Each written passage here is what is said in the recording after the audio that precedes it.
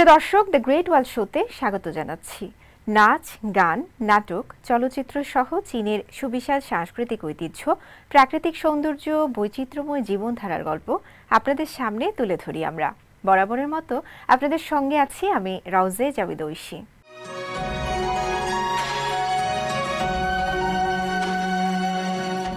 জাপানি আগ্রাসনের বিরুদ্ধে চীনা জনগণের প্রতিরোধ যুদ্ধ এবং বিশ্ব ফ্যাসিবাদ বিরোধী যুদ্ধে বিজয়ের ৮০তম বার্ষিকী ৩ সেপ্টেম্বর উদযাপন করা হয়েছে। এই উদযাপন অনুষ্ঠানের অংশ হিসেবে এদিন সন্ধ্যায় চীনের মহাগণভবনে বর্ণাঢ্য গালার আয়োজন করা হয়। বিশ্বের শীর্ষ নেতাদের উপস্থিতিতে এই গালা হয়ে ওঠে বিশেষ সম্মিলন। এক ঝাঁক তরুণ শিল্পীদের পরিবেশনায় মুখরিত হয়ে ওঠে আয়োজন স্থল।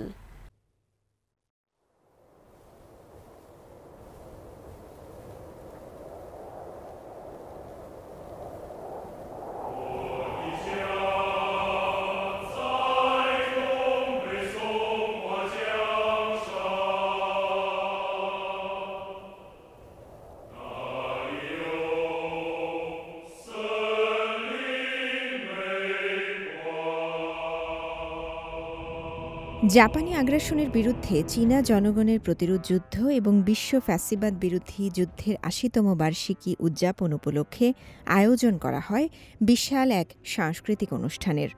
বুধবার সন্ধ্যায় বেইজিংয়ের মহাগণভবনে আয়োজিত এই অনুষ্ঠানে যোগ দেন চীনের প্রেসিডেন্ট শি জিনপিং। এ সময় উপস্থিত ছিলেন প্রধানমন্ত্রী লি ছিয়াং, চীনের জাতীয় গণ কংগ্রেসের স্থায়ী কমিটির চেয়ারম্যান চাও লচি সহ শীর্ষ নেতারা।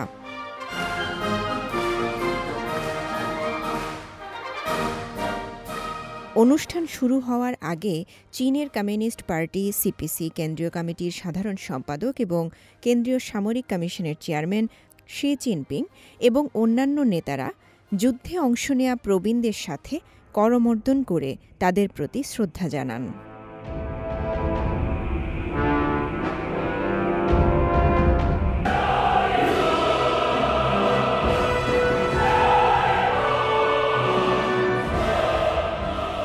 ন্যায় বিচার জয়ী হয়, এই প্রতিপাদ্যকে সামনে রেখে আয়োজিত এই বিশাল সাংস্কৃতিক গালা উৎসবে প্রদর্শিত হয়েছে চীনা জনগণের সংগ্রাম ও অদম্য লড়াই।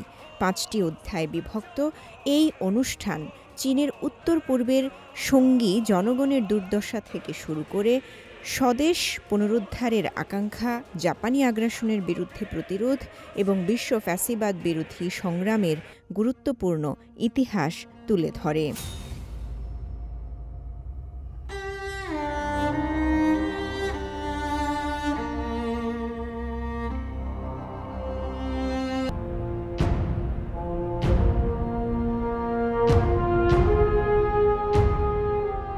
প্রথম অধ্যায়টি অ্যালং দ্য সংহুয়া নদীর ধারে ১৯৩১ সালের ১৮ সেপ্টেম্বরের ঘটনাকে স্মরণ করিয়ে দেয়।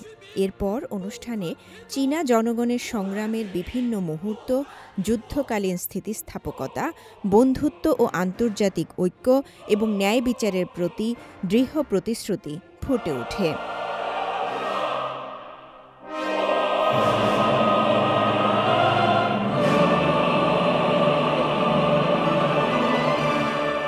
ইতিহাস স্মরণ করুন, শহীদদের সম্মান করুন, শান্তি লালন করুন এবং ভবিষ্যৎ তৈরি করুন। এই প্রতিপাদ্যকে সামনে রেখে অনুষ্ঠানটি বিপ্লবী শহীদদের প্রতি শ্রদ্ধা নিবেদন করেছে এবং চীনের শান্তি রক্ষার দৃঢ় মনোভাব বিশ্ববাসীর সামনে উপস্থাপন করেছে।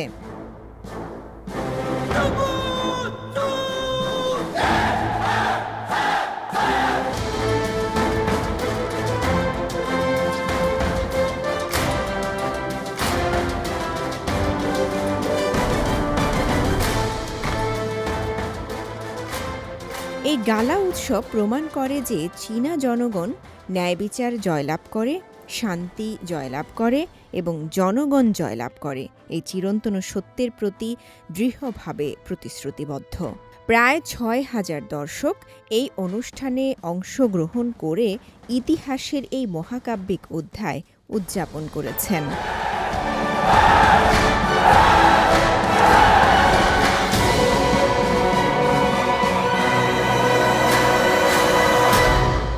বিশ্বশান্তি ও নিরাপত্তার পথে চীনের অটল প্রতিশ্রুতি এবং দেশের অদম্য চেতনা প্রদর্শনের মাধ্যমে এই গালা অনুষ্ঠান হয়ে উঠেছে ইতিহাস স্মরণের এবং জাতীয় ঐক্যের এক মহামান্বিত প্রতীক।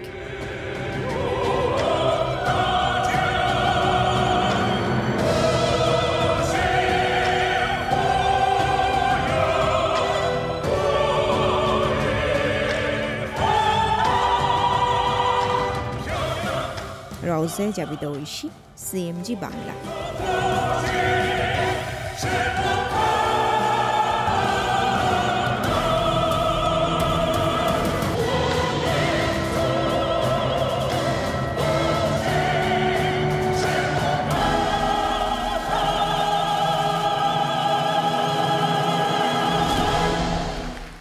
খুব ভোরে কুয়াশা আচ্ছাদিত পাহাড়ের চূড়ার সৌন্দর্য আর সোনালী সূর্যের আভায় শুরু হওয়া স্নিগ্ধ সকাল দেখতে কার না ভালো লাগে। ঋতু বৈচিত্র্যে প্রিয় দেশ, প্রিয় শহরের অপরূপ সেই সৌন্দর্যকে ভ্রমণ পিপাসুদের সামনে তুলে ধরেন তরুণ তিব্বতী উদ্যোক্তা ফু সেরিং। কম খরচে এবং পর্যটকদের সন্তুষ্টি নিয়ে নিজ শহরকে প্রচারের জন্য তিনি পরিচালনা করছেন একটি ক্যাম্পসাইট। শোনা যাক সেই গল্প। যখন সকালের কুয়াশা তার হিমেল চাদরে ঢেকে দেয় পাহাড়ের চূড়াগুলো, তখন দক্ষিণ পশ্চিম চীনের সেচাং স্বায়ত্তশাসিত অঞ্চলের গায়রং শহরের নিতসুন গ্রামটির রূপ বদলে যায়। সে যেন মেঘের মধ্যে হয়ে যায় এক পাহাড়ের চূড়া। তুষারাবৃত চূড়ায় ঘেরা এই ভূস্বর্গের মাঝে তরুণ ফু সেরিং চালু করেছেন একটি সাদাসিধে ক্যাম্পসাইট। এখানে এসে পর্যটকরা উপভোগ করবেন তারা ভরা রাতের আকাশ আর তুষারে ঢাকা পর্বতমালা। মর্তের বুকে এক টুকরো স্বর্গের স্বাদ উপভোগ করতে এর চেয়ে ভালো আর কি হতে পারে।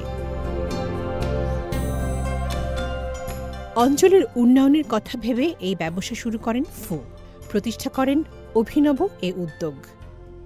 এখানে তিনি এমন এক সেবা প্রদানকারী যার লক্ষ্য কেবল অর্থ উপার্জন নয়, বরং স্থানীয় অর্থনীতিকে চাঙ্গা করা এবং নিজের শহরকে আকর্ষণীয় করে তোলা। 2017 সালে ফু তার নিজের শহরে একটি প্রযুক্তি উদ্যোগ চালু করতে বিনিয়োগ করেন। তার প্রাথমিক প্রেরণা ছিল নতুন উদ্যোগের মাধ্যমে জনগোষ্ঠীর উন্নয়ন। ফু সেরিং বলেন, তার ভাই প্রায়শই তাকে ব্যবসায় সাহায্য করে এবং তারা সম্প্রতি সাইটে ক্যাম্পিং করা পর্যটকদের আরও ভালোভাবে সেবা দেওয়ার জন্য নিজেরা কফিও বানাতে শুরু করেন। ফু সেরিং তার ক্যাম্পসাইট ব্যবসা নিয়ে দারুণ আশাবাদী। এই লক্ষ্যে গ্রাহক সন্তুষ্টি নিশ্চিত করার পাশাপাশি ব্যবসাটা যেন স্থায়ী হয়, সেই লক্ষ্যে অবিচল তিনি।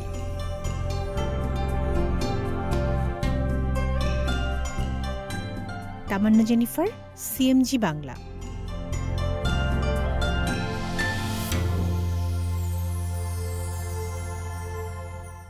সম্প্রতি চীনের সাংহাইয়ে অনুষ্ঠিত হয়েছে গ্রীষ্মকালীন ক্রস স্ট্রেইট ইয়ুথ এক্সচেঞ্জ কর্মসূচি। এতে তাইওয়ানের 2000-এরও বেশি তরুণ অংশগ্রহণ করেছেন। এদিকে চীনের সংরক্ষিত প্রাচীন গ্রামগুলোতে পর্যটকদের ভিড় বাড়ছে। ঐতিহ্যের টানে ছোট ছোট গ্রামগুলোতে ছুটে যাচ্ছেন তরুণরাও। সম্প্রতি চীনের সাংহাইয়ে অনুষ্ঠিত গ্রীষ্মকালীন ক্রস স্ট্রেইট ইয়ুথ এক্সচেঞ্জ কর্মসূচিতে তাইওয়ান থেকে আসা 2000-এরও বেশি তরুণ অংশ নিয়েছেন। প্রায় 50টি বৈচিত্র্যময় কার্যক্রমের মধ্যে থিম ভিত্তিক গালা ছিল এই বছরের অন্যতম আকর্ষণ। গালায় তাইওয়ানের তরুণরা সাংহাইয়ের মতো আধুনিক নগরীতে তাইওয়ান বাসিন্দাদের কর্মজীবন গড়ার অনুপ্রেরণামূলক গল্প শেয়ার করেন। চীনের 7ম জাতীয় আদমশুমারি অনুসারে বর্তমানে মূল ভূখণ্ড চীনে প্রায় 1,60,000 তাইওয়ান বাসিন্দা বসবাস করছেন।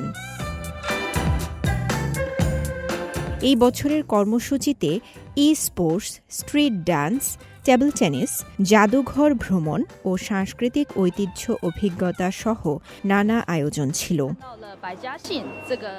সাদা পোর্সেলিন শিল্পকর্মে 100 ফ্যামিলি সারনেমস দেখে আমাদের দলের সবাই নিজেদের পারিবারিক নাম খুঁজে পেয়েছে। এটি স্পষ্ট করে দেয় যে আমরা আসলে এক পরিবার। ই স্পোর্টস প্রতিযোগিতায় প্রণালীর দুই পাশের তরুণদের মধ্যে দ্রুত বন্ধুত্ব গড়ে ওঠে। চিয়াংসু ই স্পোর্টস দলের নেতা হুয়াং লিচিউন বলেন, তারা শখ করে গেম খেলেন আর এই খেলার মাধ্যমেই তাদের বন্ধুত্ব ঘনিষ্ঠ হয়। সাংহাই চীনের সবচেয়ে আকর্ষণীয় ও গতিশীল শহর। এই শহরের প্রতি অনেক অঞ্চলের মানুষের আকর্ষণ কাজ করে। তাইওয়ানের অনেক তরুণ সাংহাইয়ে থাকতে চায়। সংশ্লিষ্টরা মনে করেন দুই প্রান্তের তরুণদের মধ্যে সংযোগের সূচনা বিন্দু হতে পারে এই শহর।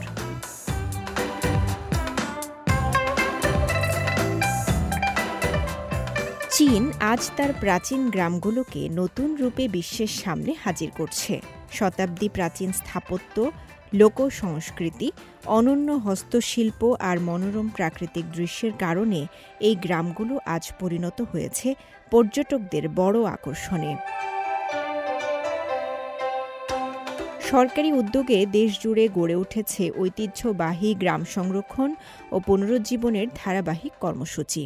জানুয়ারি থেকে জুন মাসের মধ্যেই এসব গ্রামে ভ্রমণ করেছেন ২৯৩ মিলিয়নেরও বেশি পর্যটক, যা থেকে এসেছে প্রায় ৩৪.21 বিলিয়ন ইউয়ান আয়। গ্রামগুলোয় শুধু স্থাপত্য নয়, সংরক্ষিত হচ্ছে লোকজ ঐতিহ্য। প্রদর্শনী, লোকনৃত্য, হস্তশিল্প মেলা থেকে শুরু করে ঐতিহ্যবাহী ক্রীড়া প্রতিযোগিতা সবই গ্রামীণ সংস্কৃতিকে জীবন্ত করে তুলছে এবং নতুন কর্মসংস্থানের সুযোগ তৈরি করছে। চীনের আবাসন ও নগর গ্রামীণ উন্নয়ন মন্ত্রণালয়ের তথ্য অনুযায়ী বর্তমানে রাষ্ট্রীয় সুরক্ষা তালিকায় অন্তর্ভুক্ত হয়েছে ৮,১৫৫টি ঐতিহ্যবাহী গ্রাম, আর প্রাদেশিক পর্যায়ে সুরক্ষা পাচ্ছে আরও ৫,০০০-এর বেশি গ্রাম। এই উদ্যোগগুলো শুধু ইতিহাস সংরক্ষণ করছে না, বরং গড়ে তুলছে এক সংস্কৃতি নির্ভর, শিল্প সমর্থিত উন্নয়ন মডেল। ফলে গ্রামগুলো হয়ে উঠছে একই সাথে ঐতিহ্যের ধারক এবং আধুনিক অর্থনীতির চালিকা শক্তি। রওজায়ে জাবিদ ঐশী, সিএমজি বাংলা। চীনা গেমিং শিল্পের উত্থানের এক নতুন অধ্যায় খুলে দিয়েছে গেম সায়েন্সের ব্ল্যাক মিথ সিরিজ। ২০২৪ সালে মুক্তিপ্রাপ্ত ব্ল্যাক মিথ উখং বিশ্বজুড়ে সাড়া জাগিয়ে চীনা পুরাণকে বৈশ্বিক মঞ্চে নতুনভাবে পরিচিত করে। এক বছর পর ঘোষণা আসে সিক্যুয়েল ব্ল্যাক মিথ চোং খুইয়ের, যা চীনা লোককাহিনী থেকে অনুপ্রাণিত হয়ে আবারও আন্তর্জাতিক গেমারদের দৃষ্টি আকর্ষণ করেছে। এই সিরিজ শুধু বিনোদন নয়, বরং চীনা সংস্কৃতির আত্মবিশ্বাস ও বিশ্বব্যাপী প্রসারের এক উজ্জ্বল নিদর্শন।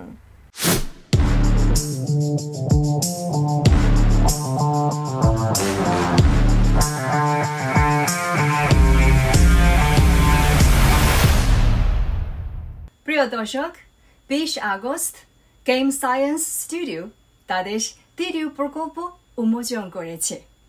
ব্ল্যাক মিথ চোং খুই শিরোনামে এই নতুন গেমটি একটি টিজার ট্রেলারের মাধ্যমে ঘোষণা করা হয়, যা প্রায় ২ মিনিটের কম্পিউটার উৎপাদিত একটি ছোট ভিডিও গেমিং এবং বিনোদন media website imagine games network বা IGN দ্বারা ইউটিউবে প্রকাশিত ব্ল্যাক মিথ চোং খুইয়ের অফিসিয়াল ট্রেলারটি ১০ ঘণ্টারও কম সময় ৫ লাখেরও বেশি ভিউ এবং প্রায় ২,০০০ মন্তব্য অর্জন করেছে। আসলে ঠিক এক বছর আগে, অর্থাৎ ২০২৪ সালের ২০ আগস্ট গেম সায়েন্স স্টুডিওর উদ্যোগে চীনা পুরাণের উপর ভিত্তি করে একটি action role playing game Black Myth Wukong আনুষ্ঠানিকভাবে মুক্তি পায়, যা বিশ্বজুড়ে উত্তপ্ত আলোচনার জন্ম দেয়। এর প্রভাব দ্রুত গেমিং শিল্পে ছড়িয়ে যায়, একটি আন্তঃসীমান্ত সাংস্কৃতিক ঘটনা উপস্থাপন করে। ক্লাসিক চীনা উপন্যাস জার্নি টু দ্য ওয়েস্টের উপর ভিত্তি করে নির্মিত রোল প্লেয়িং গেমটি, যা একটি স্থানীয়ভাবে তৈরি, তার চমৎকার গ্রাফিক্স, তরল অ্যাকশন ডিজাইন, সমৃদ্ধ গল্পের ধরন এবং গভীর সাংস্কৃতিক অর্থের মাধ্যমে বিশ্বব্যাপী খেলোয়াড়দের হৃদয় দ্রুত জয় করে নেয়। প্রাকমিথ উখংয়ের অসাধারণ বিদেশি সাফল্য মূলত এর মূল আইপি জার্নি টু দ্য ওয়েস্টের বিশ্বমানের সাহিত্যিক উত্তরাধিকারের কারণে। বিদেশে চীনা সাহিত্যের প্রতিনিধিত্বমূলক শিল্পকর্ম হিসেবে জার্নি টু দ্য ওয়েস্ট উচ্চ স্তরের আন্তর্জাতিক স্বীকৃতি অধিকার করে। প্রাকমিথ উখংয়ের সাফল্য গেম সায়েন্স টিমকে ব্যাপকভাবে উৎসাহিত করে এবং বিশ্বকে গেমের ক্ষেত্রে চীনা ঐতিহ্যবাহী সংস্কৃতির বিশাল সম্ভাবনা দেখার সুযোগ করে দিয়েছে।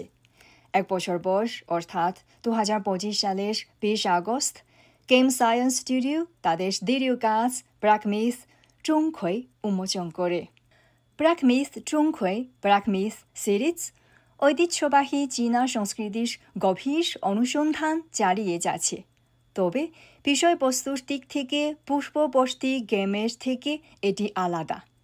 এটি চুংখুই ক্যাচিং গোস্ট এই সুপরিচিত চীনা লোককাহিনী থেকে অনুপ্রেরণা নেয়। চুংখুই থাং রাজবংশের একজন ব্যক্তিত্ব। তিনি তার কুৎসিত চেহারার কারণে সাম্রাজ্যিক পরীক্ষায় ব্যর্থ হয়েছিলেন এবং রাগের বশে নিজেকে মৃত্যুর দিকে ঢেলে দিয়েছিলেন। পরে ভূত এবং মন্দ আত্মা তাড়ানোর জন্য পরিচিত একজন কিংবদন্তি তাওবাদী দেবতা হয়েছিলেন। তিনি পশ্চিমা খেলোয়াড়দের কাছে তুলনামূলকভাবে অপরিচিত, তবে এটি গেমটির প্রতি তাদের কৌতূহল এবং প্রত্যাশাকে কমিয়ে দেয়নি। প্রাকমিথ চুংখুইয়ের ট্রেলার প্রকাশের পর বিদেশি খেলোয়াড়রা চুংখুই চরিত্রটির প্রতি গভীর আগ্রহী হয়ে ওঠে, সক্রিয়ভাবে তার সাংস্কৃতিক পটভূমি নিয়ে গবেষণা করে। এর সংক্রান্ত বিষয় ট্রেন্ডিং অনুসন্ধানের শীর্ষে উঠে এসেছে। এটি কেবল চীনেই নয়, বিদেশেও একটি বিশাল হিট। উইকিপিডিয়ায় চুংখুই এন্ট্রিদের ভিউ 300% বেড়েছে। এটা সহজেই বোঝা যায় যে চীনা পৌরাণিক কাহিনীর আইপি একটি অনন্য সাংস্কৃতিক ভাণ্ডার। ঐতিহ্যবাহী সংস্কৃতি গেমিং এই আধুনিক মাধ্যম দিয়ে আবারও প্রাণবন্ত এবং নিমজ্জিত উভয় বিশ্বের সামনে হাজির হচ্ছে। আজকের বিশ্বায়নের যুগে সাংস্কৃতিক আদান প্রদান এবং মিথস্ক্রিয়া ক্রমশ ঘন ঘন হয়ে উঠছে। হলিউডের চলচ্চিত্র, ডিজনি অ্যানিমেশন এবং ইউরোপীয় আমেরিকান পপ সঙ্গীত সহ পশ্চিমা সাংস্কৃতিক পণ্যগুলো একসময় বিশ্বব্যাপী ব্যাপকভাবে প্রচারিত হতো, যা সাংস্কৃতিক বাজারে আধিপত্য বিস্তার করত। তবে চীনের ব্যাপক জাতীয় শক্তির উত্থান এবং এর সাংস্কৃতিক শিল্পের জোরালো বিকাশের সাথে সাথে ঐতিহ্যবাহী চীনা সংস্কৃতি ধীরে ধীরে বিদেশে আবির্ভূত হচ্ছে এবং বিশ্বমঞ্চে তার ছাপ ফেলছে।